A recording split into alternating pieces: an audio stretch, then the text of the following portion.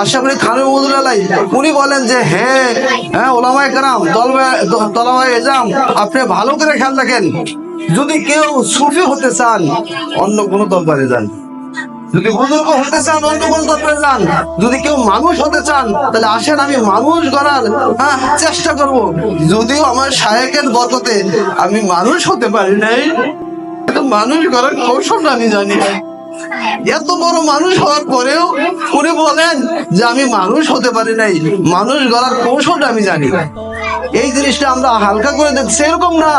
আজকে এই পৃথিবীতে অনেক হুজুর পাওয়া যায়, হাফেজ সাহেব আছে, কারি সাহেব আছে, মৌলানা সাহেব আছে, মুফতি সাহেব আছে, পীর সাহেব আছে, সবই আছে, কিন্তু আল্লাহ কয়জন? আল্লাহ কয়জন? এই জবানটাকে গুণামুক্ত জীবন গড়নেওয়ালা কয়জন পাওয়া যায়? হ্যাঁ, এই চোখটাকে গুণামুক্ত জীবন গড়নেওয়ালা কয়জন পাওয়া যায়? আল্লাহ আমাদেরকে বোঝার তৌফিক দান করেন, আগামীদের উসুল মধ্যে চলার তৌফিক দান করেন, আল্লাহ আমাদের সকলকে কামিয়াবি দান করেন। এই জন্য বিশেষ করে আমরা মাদ্রাসার ভিতরে এসে যদি আমরা যদি আউলিয়া কেরামদেরকে অনুসরণ না করতে পারি, আমার মনে পড়ে গেল আমি যখন ছাত্র ছিলাম মিজান হাবিবের পড়ি, আমাদের ওস্তাদ হযরত মাওলানা সালমান সাহেব আমাদের আলিয়া আলী হোসেন আব্দুল মতন খলিফা, উনি আমাদেরকে নসিহতকে বললেন, হে বাবারা শুনো, তোমরা কে কার মতো হতে চাও, কোন কোন বুজুর্গের মতো হতে চাও, তোমরা নিজেরা নির্বাচন করো। তারপরে তোমাদের ভিতরে যারা ওস্তাদ আছেন, আল্লাহ আছেন, ওনাদের সাথে সম্পর্ক করে তোমরা সকলে আল্লাহ হয়ে যাও।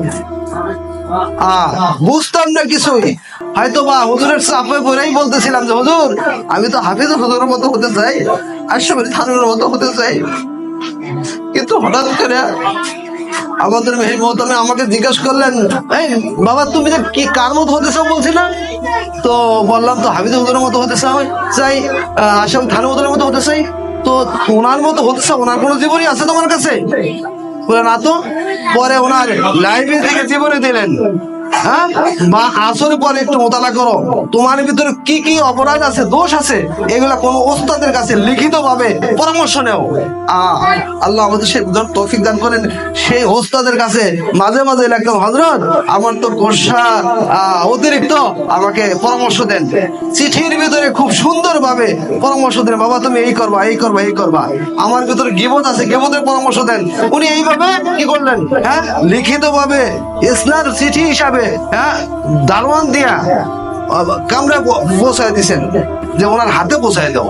আসলে যদি আমরা যদি নিজেকে সংশোধন করার চেষ্টা করি তাহলে ইনশাআল্লাহ অবশ্যই জায়গা খালি আছে। আমাদের ওলামায়ে কেরাম আছেন, ওনাদের কাছে যদি আমরা নিজেরা পেশ করি, এই যে আমাদের হুজুরের কাছে যদি পেশ করো যে হুজুর আমি তো এখন পর্যন্ত মিথ্যা থেকে বাঁচতে পারি নাই, আমাকে পরামর্শ দেন, আমাকে আমি গীবত থেকে বাঁচতে পারি, পরামর্শ দেন।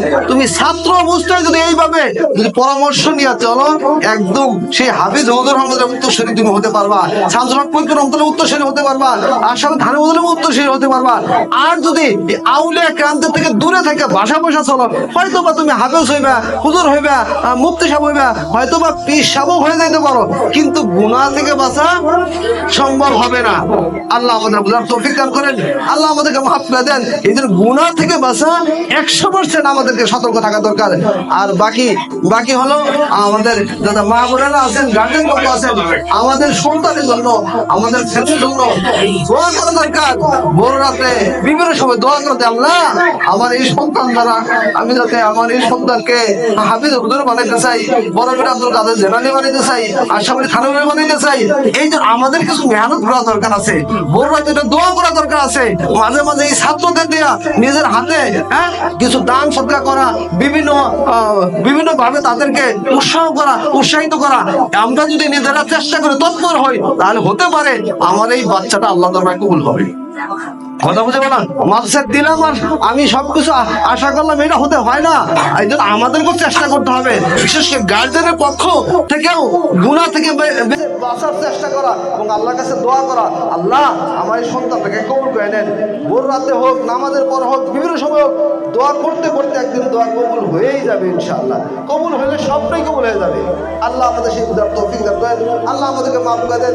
এইগুলো বিশেষ করে আমরা নিজেরা একটু তৎপর থাকি, গুনাহমুক্ত জিন্দেগি করার চেষ্টা করি, ইলম শিক্ষা করব।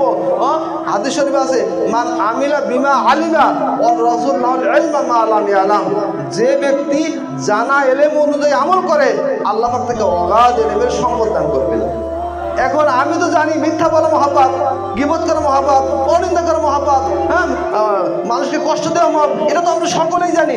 যারা এলেম শিক্ষা করতেছি বা করতেছি না তারাও কিন্তু জানি।